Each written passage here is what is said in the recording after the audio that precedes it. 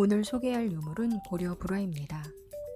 우리나라 고려불화는 아미타열에도, 지장보살도, 아미타열의 좌상도, 수월관음도 등 약 160여 점이 전해오는데 그중 130여 점이 아직도 일본의 사찰, 박물관, 개인 소장품으로 전해지고 있습니다. 지금이야 우리나라 고려시대 불화라고 어느 정도 알려져 있지만 예전에는 중국 송나라 또는 원나라 그림으로 인식되기도 했다고 합니다. 그 중에서도 수월관음도 알아보겠습니다. 이미지가 깔끔하지 못합니다. 솔직히 말하면 전시실 안에서도 그림이 잘 보이지 않아요. 어둡다 보니 반대편에 제 모습이 찍히기도 하고 유리에 반사되기도 합니다. 조명은 어둡지 그림은 근 700년이 넘은 작품들이니 많이 손상되어 자세히 살펴보기가 쉽지 않습니다. 그래도 한번 잘 살펴볼까요? 수월관음도, 단어에서 알 수 있듯이 물과 달이 있는 관음보살 그림입니다. 약 40여 점이 남아있다고 하지만 일본, 미국 등에 소장되어 있고요. 우리나라에 있는 것은 10점이 안 된다고 합니다.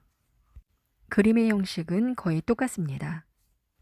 관음보살이 금강대자에 반가부좌의 자세로 앉아있고 산호와 연꽃이 핀 물가에 달이 비추고 선제동자가 합장한 채 관음보살을 올려다보고 있는 구도입니다. 대부분 개인 소장이나 사립박물관의 소장으로 국공립박물관에 한 점도 없었는데 2016년 한 사업가의 기증으로 국립중앙박물관이 수월관음도를 소장하게 되었습니다. 예전에는 수월관음도를 중국 송나라 작품으로 인식하기도 했다고 했죠. 그런데 이 그림은 기록이 남아 있어요.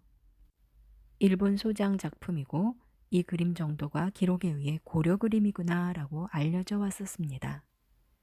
1960년대가 들어서면서 일본인 학자가 고려 및 조선 초의 불화에 관한 논문을 발표하고 1978년 야마토 문화관에서 고려불화 특별전이 열리고 1993년 호암미술관에서 고려불화 특별전을 2010년 국립중앙박물관에서 고려불화 대전이 열리면서 점차 대중들에게 알려지게 되었습니다.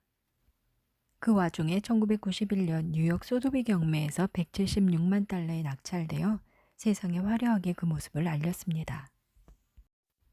수월관음도의 주인공은 관음보살입니다. 함께 선제동자가 등장하고요. 관음보살은 남쪽의 바다가 접해 있는 아름다운 곳, 보타라카산에 살면서 중생을 이끄는데 바로 이곳으로 선제동자가 찾아옵니다. 부처님의 말씀을 좋아하는 선제동자는 자신에게 부처님의 말씀을 가르쳐줄 스승을 찾아 다니고 있는데요. 28번째로 관음보살을 만나게 되는 거죠.